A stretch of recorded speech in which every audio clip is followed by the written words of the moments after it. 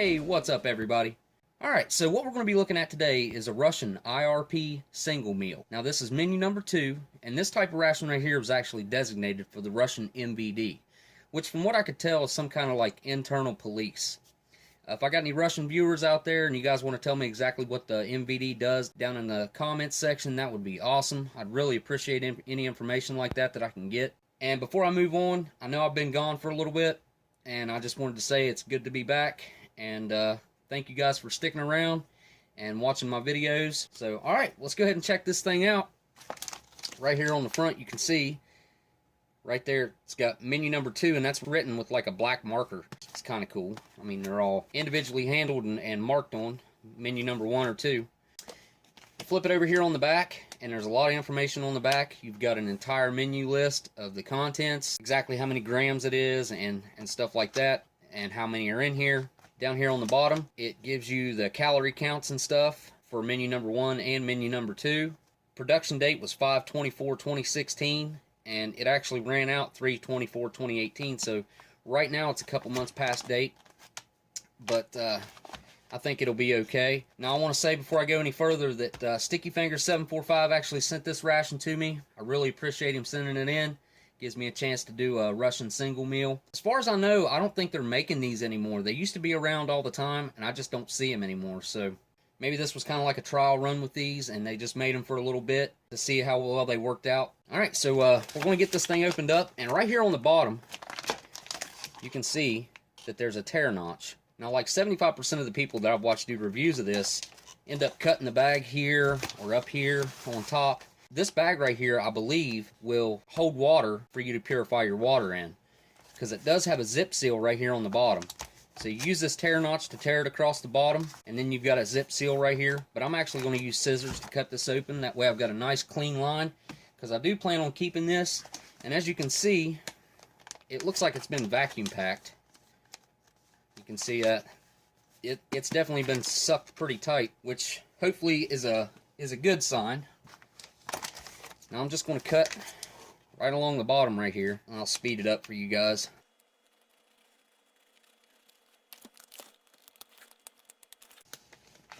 Alright, so there we go, finally into this sucker. Just peel it open like that. Okay, and right off I get like a kind of fruity smell coming out of there. I don't smell anything bad, which is a really good sign. And inside the bag you've got a box right here. Check out what's inside of there. Set this bag off to the side, and we'll see if this will hold water here in a little bit maybe. Alright, there's your first look inside the box. Oh, cool. We have the little Esbit stove inside that has the striker on there. So these, you actually do not need matches to start these, which is really cool. We'll set it off here to the side so that way you can see the stuff as it comes out. We got a package of wet wipes. One's for cleaning your mess kit and one's for cleaning your hands and face. We have a little sheet here that has best by dates for each individual item. There's 2 packages of crackers. Got the package of apple jelly or apple jam. There's a pack of sugar, a pack of salt and pepper. This is a package of tea. And this is the vegetable puree, I believe. Got 1 green Russian spoon. Seems to be pretty strong. 2 water purification tablets. There's another piece of paper. I believe it's in some kind of instructions. We've got 1 little napkin or Russian butt ration. And last out of the box, we've got our main dish, which is meat and potatoes. I don't know if you guys can see that, but I don't know what's going on with that right there. Hopefully that's just some kind of glue or something. And that's everything out of the box. Alright, so I'm going to go ahead and get all this stuff put out on the tray, and I'll be right back. Alright, so here we go. First we're going to get this main heated up, and instead of using the little Esbit stove, which is an awesome self-contained little Esbit stove, I'm going to set this off to the side, and I'm going to use the stove that Shocker sent me a while back. I'm going to hook it up and get this thing cooking off over here on the side. Unwrap the cord. I'll probably speed you guys up through getting this thing hooked up and fired up.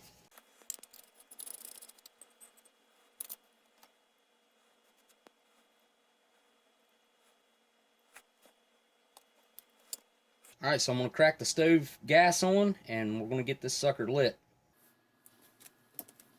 First strike. I'm just going to set this on top of there.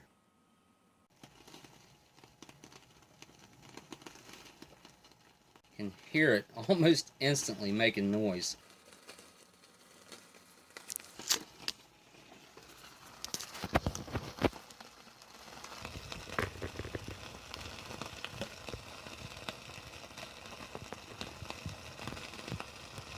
so there's your nice close-up of the stove in action. It's definitely got that thing making some noise. Alright, so while that thing's cooking off, let's go ahead and get some of our other stuff opened up. We'll open up our vegetable puree, which I think is eggplant, if I'm not mistaken. And it smells just fine. Set that. Actually, I'm going to set that over here, away from the heat. And we'll get a pack of our crackers opened up.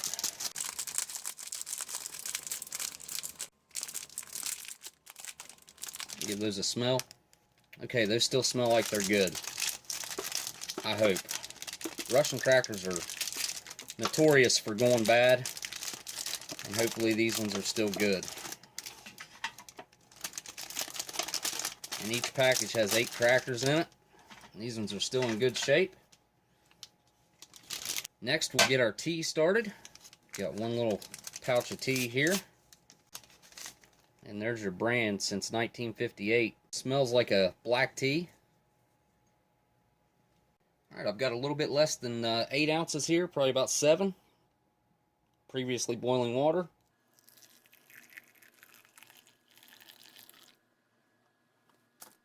Set that here to do its thing. We'll go ahead and dump some of this sugar in now, and maybe the rest here in a little bit.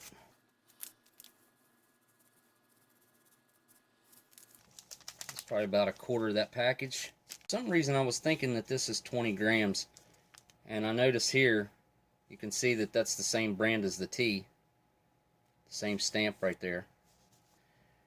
Alright, we'll get our apple jam opened up. There's the production date on it, was 5/6/2016. See if I can just get the corner tore off. So I've got my scissors right here, just cut a corner. Go ahead and put some of this out on a cracker.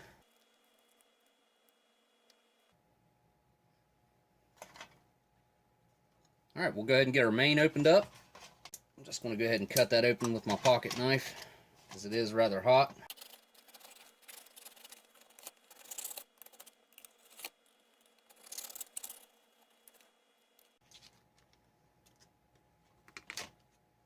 That's got a fantastic smell coming up out of there. Smells a lot like a beef stew. A real hearty beef stew is what it smells like. Let's go ahead and get it out of here and onto the tray. Oh yeah, that looks awesome. Got a little bit burnt to the bottom there.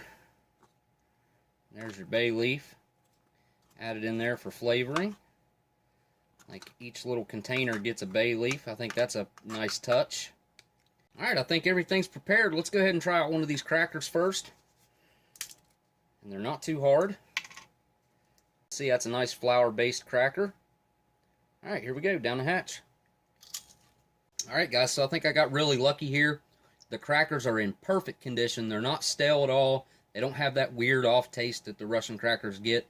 I don't know if they have some kind of shortening in there that goes bad or what. But that's a really nice, strong flour taste. They're not real dry. They don't dry you out too bad. They're a little bit thirst-provoking, but not too bad. But they have a little bit of an odd taste to them, and I can't put my finger on what exactly that is. They definitely have a unique taste, something that I've not tasted before in a cracker. Let's just try out our vegetable puree on its own. There you go. You can see it kind of looks like a tomato paste or something. All right, here we go. That's interesting. That's kind of like, it does have somewhat of a tomato taste to it, but it's also creamy at the same time. And I'm not real big on eggplant, so I can't really tell you if that's exactly what an eggplant tastes like or anything, but it's not bad. And I think you're meant to dip your crackers in it, so let's give that a try and see how that goes. And there's the cracker dipped in the vegetable puree. Oh yeah. Those two definitely go well together. Something about that flour that mixes with that creamy vegetable taste. Those do really well together. Kind of like a little bit of a, kind of like a salsa or something. But let's check our tea out here. See how well it's steeped now. And I'll give that a squeeze on the side of the cup there. Quick stir, because I put that sugar in there. Yep, I can feel it sitting on the bottom. I believe that's 100% real sugar. It's not like the crap we have here in the United States we use and everything. Alright, here we go. Let's try the tea. Oh, wow. That's really nice. That's a fairly strong black tea. It's got a very good taste. It's got a classic black tea taste if you've ever had black tea. Nice and rich. It's not too sweet right now. I think it could actually use a little bit more sugar. So let's live it up and dump some more of this sugar in there. Let's just dump it all in there. Heck with it. I think that's why they give it to us. Give that a quick stir real quick. Okay, so next we're going to move on to our main right here, and you can see that some oil is kind of separated out of it right there on the side. Mix that back in there. Now you can see chunks of meat in there, potatoes, there's some carrots, and you had your bay leaf in there. It's a pretty basic dish to cook, it looks like. Definitely smells very good. If you guys got that new smell-o-vision, go ahead and get you a whiff of that right there. Man, it smells good. It smells like a home-cooked beef stew. Alright, here we go. You can definitely taste the bay leaf that is flavored in there. That beef is nice. It's got a good texture to it. It doesn't just instantly melt. The potatoes are absolutely perfectly cooked. They're not too tough or rubbery, and they don't just fall apart. They just keep their shape until you bite through them.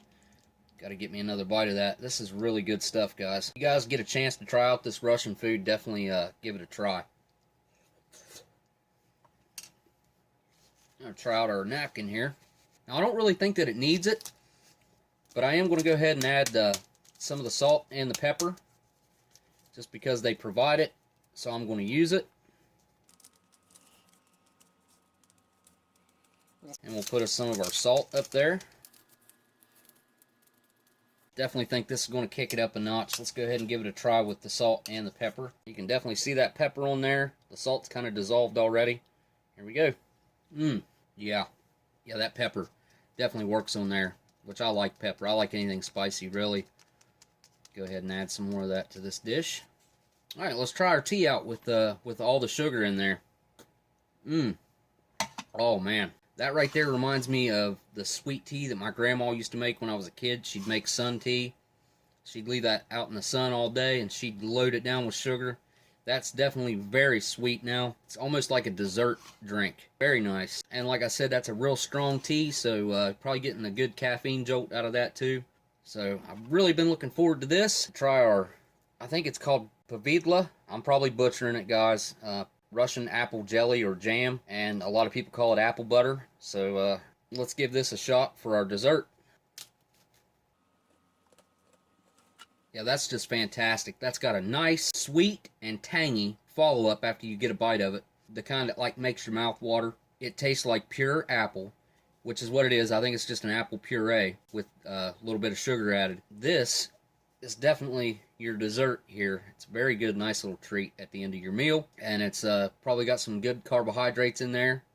Probably the good kind that your body can break down and actually use. We'll go ahead and finish that up now. Yeah, guys, this is a really good meal, and I really kind of want to finish it up before it cools down too much. Okay, so this has been a Russian IRP single meal, menu number 2 for the Russian MVD. Now, this is the time whenever I want to thank my patrons.